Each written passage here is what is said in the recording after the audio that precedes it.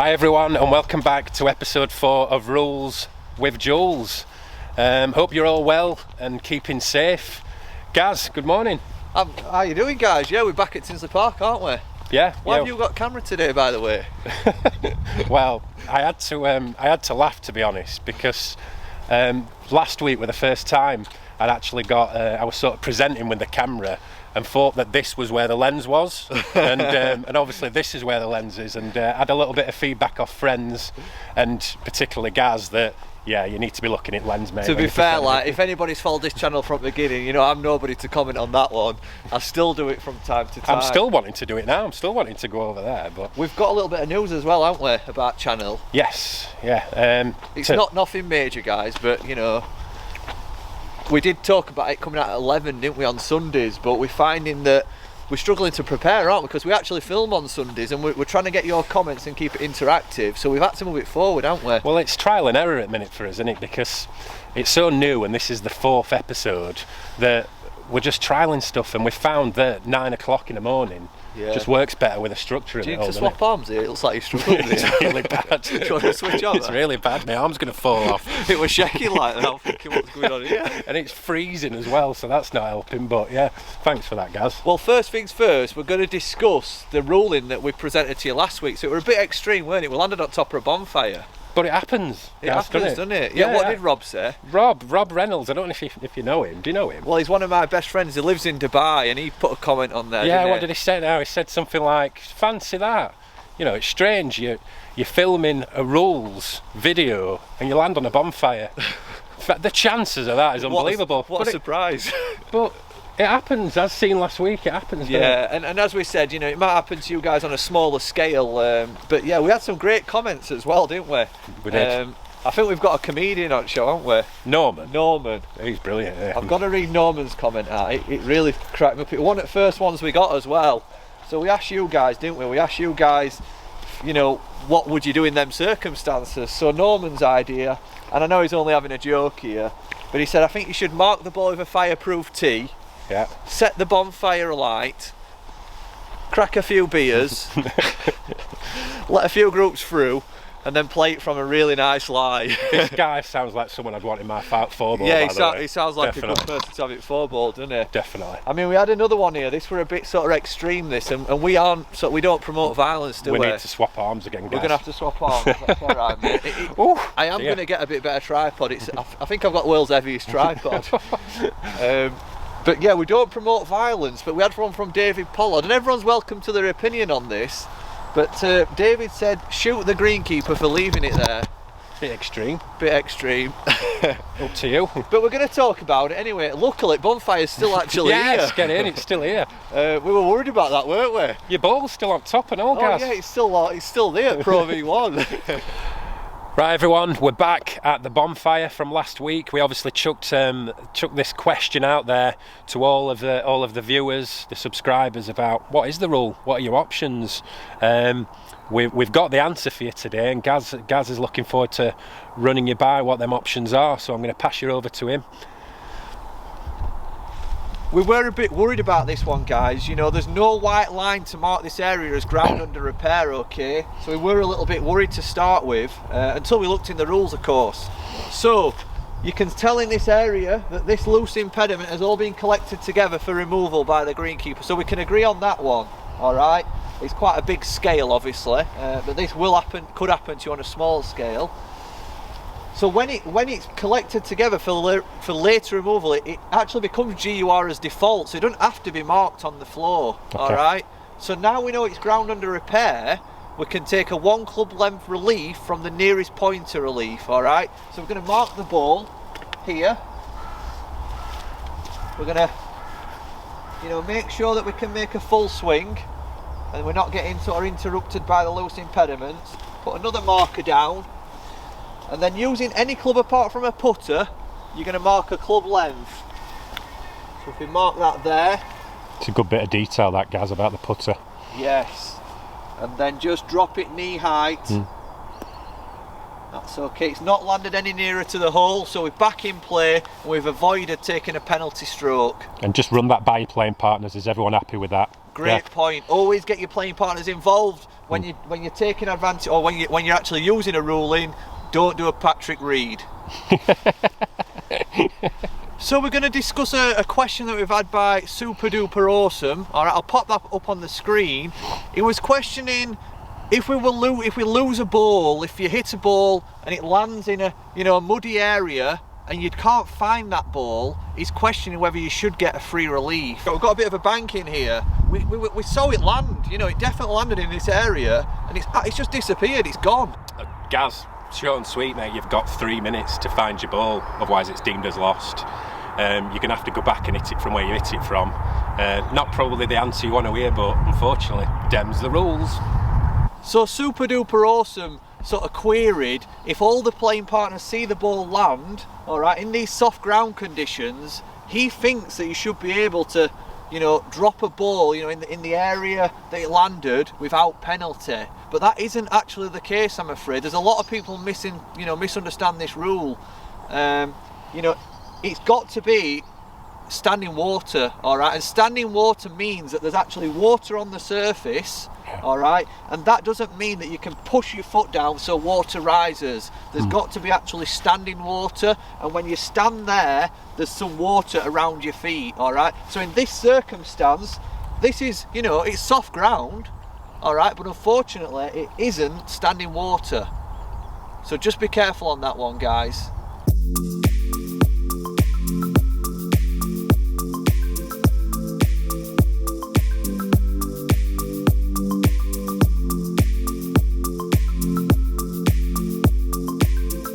So Jules, have you got anything to say to Super Duper Awesome? Yeah, I have actually. Unfortunately, Super Duper Awesome. DEMS the rules.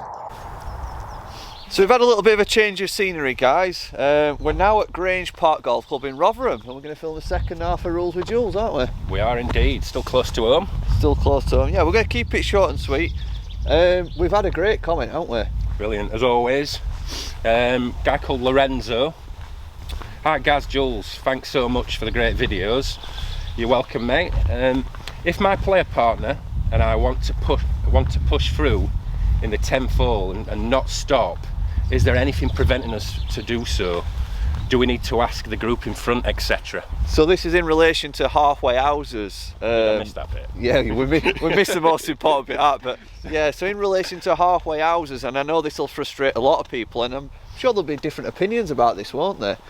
I think it does, it divides the opinion, doesn't it? Because so many people think differently about a round of golf, don't they? Yeah, so I think to answer Lorenzo's question, as if the group in front's chosen to sat down, have a sandwich, and have a sit down, and they get to the tee, do they have to sit down and have a sandwich as well? Or do they have to hang around, or can they just push straight through?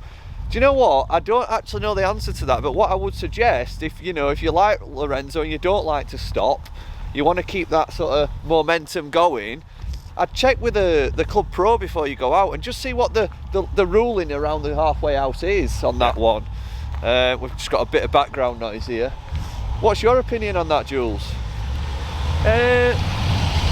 When I used to play, I used to find the halfway house a little bit frustrating when I was playing well, because you're in the zone, you've got your momentum, you've got that sort of that playing pace, haven't you? Where you don't really want to break that up. You don't want to sort of stop. You don't see Tiger Woods stopping after 9 holes at a Masters. No, that's a very good point. For soup and sandwiches and a choc ice. I'd love to know their opinion, though. I mean, maybe they want to stop halfway around.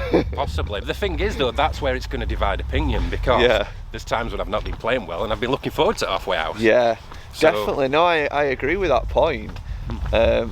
I mean, probably one thing I'd add into that as well is I suppose it depends what sort of golf you're playing. I mean, generally speaking, in the clubs that we're around do adopt this approach of having a halfway house, and generally on competition days, when you've got a card in your hand. Now, I personally don't mind an halfway house if I'm on holiday, and get some beers with lads and, having a laugh and a sit down halfway around, because it's not so important, but I don't know, I mean, what's your thoughts? I won't get rid of one. You won't get rid of one? No, I won't get rid of one. I just think, I don't know, do you open it up at a committee meeting to have a chat about what your members want? Do you have sort of, I don't know, a questionnaire or whatever to see what people want? Personally, from where I was as a golfer, I would much prefer to maybe order a sandwich or whatever it is on the 8th, pick it up tee off on the 9th or the 10th, wherever your halfway house is. It does depend on certain golf courses. Yeah. Ours were on 14th, where I Oh, used to it's play. not recording, Jules. I'm only joking. He's done me. He's done me. So, you throw me right off there. So yeah, I'd prefer to ring up an order sandwich. Yeah. And then pick it up and walk on. Do you know what? Drink. I think that's a fantastic point, and you know, as I said, I don't know whether we're just sharing an opinion of, you know, sort of where we're at with it as lower handicappers, competitive golfers. You know, I'm sure there might be other people share a different opinion. I'd like to hear that, but I think what you've just said there is a fantastic point. You don't need to stop play, do you, with an halfway house if you get it right? Well, it could be a tough tee shot. I mean, God, golf's long enough into it. We're having this debate all the time, aren't we? Speed of play. Speed of play. Well, we're only adding another 15-20 minutes on with that, aren't we? Yeah, but there's also extra revenue and stuff like that. That's you know. But I'm not saying get rid of it. Yeah. I'm just saying use it differently. I think, depending on the actual competition that's at stake as well. And you did mention a good point, didn't you? You know, a lot of people who run these halfway houses absolutely love it, don't they? Generally, members at golf club. Yeah, they get a buzz out of it. And like I said, some people rock up and they might. It might sound a bit harsh, this, but might not be particularly great at where the golf game's at, and they're turning up for that 20 minutes chatting with their friends at halfway house. Yeah. But let us know what you think on that one, guys. I think it'd be good to get your opinion on that, and you know, maybe I don't know if we are in right with that, or did we answer his question though? We've answered his question, which I think, you know, generally if you're in that position, guys, speak to the club you're at or speak to the pro and just find out what the actual ruling is, what the ruling is. Right, we're going to crack on now. We're going to get into another rule. We've had a question from one of our viewers from Dubai, Mr. Luke Watson, and it was regarding taking relief from a sprinkler head by the green. So something that, you know, they commonly get out there, and we're going to go and have a look at that one. So Julian's just by the green side here. He's found a sprinkler head. It's directly in his line to where he's aiming. Do you want to just demonstrate your stroke, Jules? Sure.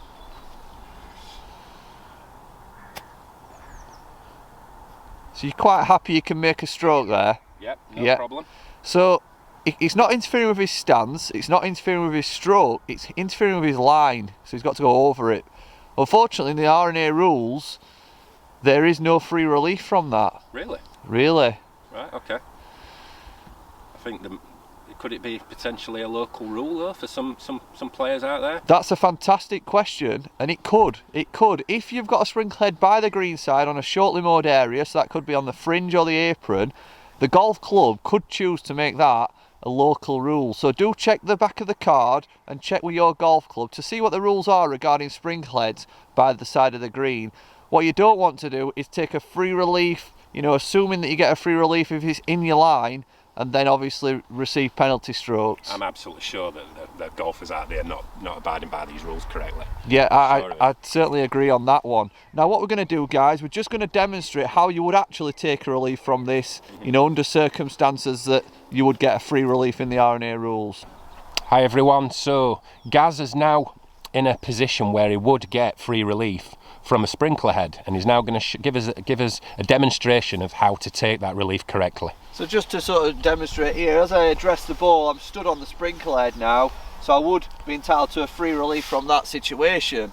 Alright, so we're going to now choose where the nearest point of relief is. I want you to get in the question, or the comments, guys. Is the nearest point of relief this side to the right, or is it this side to the left? Alright, stick something in the comments now.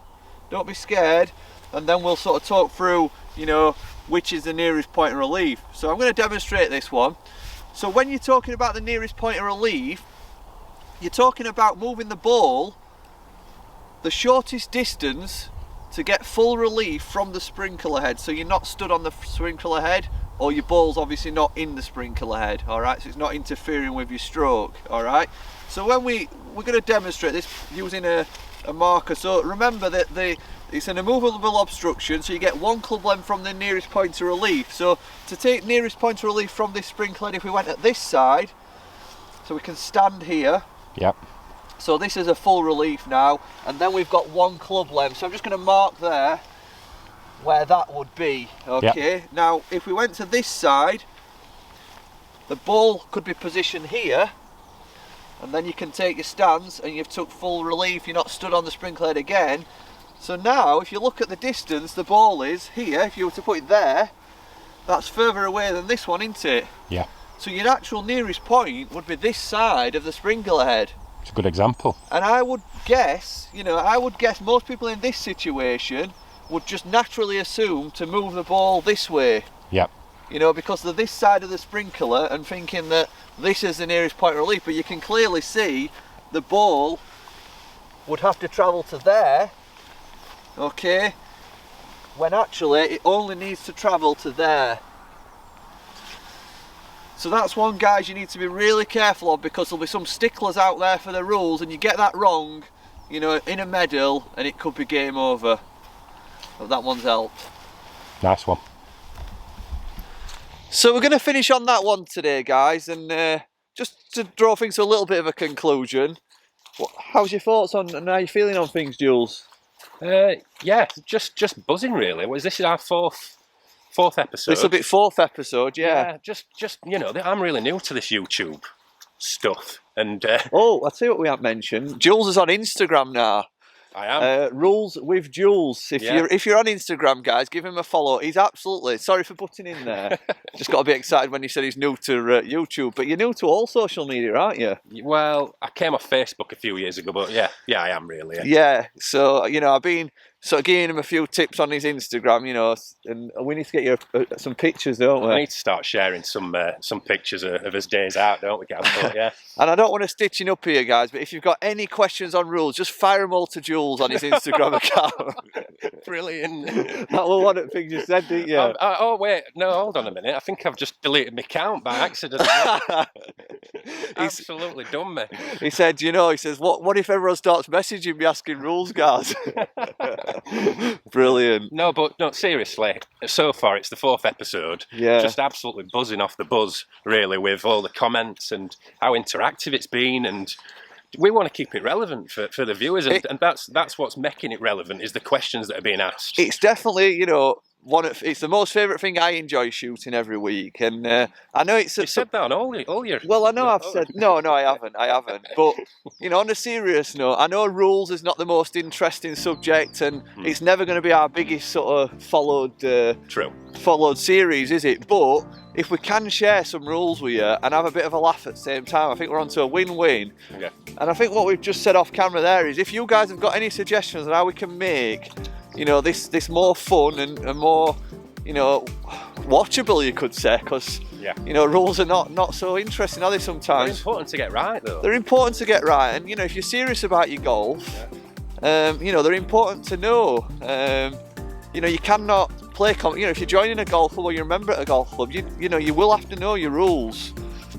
Because, in my golfing career, rules have cost me on occasions. Anyway, I'm not going to blab on too much about that, but yeah, we've broken it up a bit today as well, with a bit of a debate as well. We have we're trialling out, just having a look, like we spoke about the clubhouse, sort of halfway house today. Yeah, we can have a little bit of debate about things that you don't particularly like out on a golf course that's frustrating you as well. So we try and break it up, not just rules now, but we do love them topics. We love anything, gossipy wise, talking about situations, or talking about rules that you think that are rubbish in golf, and shouldn't exist. I mean, one of our biggest pet peeves at the minute is how difficult actual rule book is to grasp. Yeah. And that's the old drive and reason why we're doing this. So I think we'll finish on that. Yeah. All right. Yeah. So guys, we'll see you next week for Rules with Jules. Get in comments and help make this channel yours, and we'll see you next week. Stay safe. Stay safe. Bye. Yeah.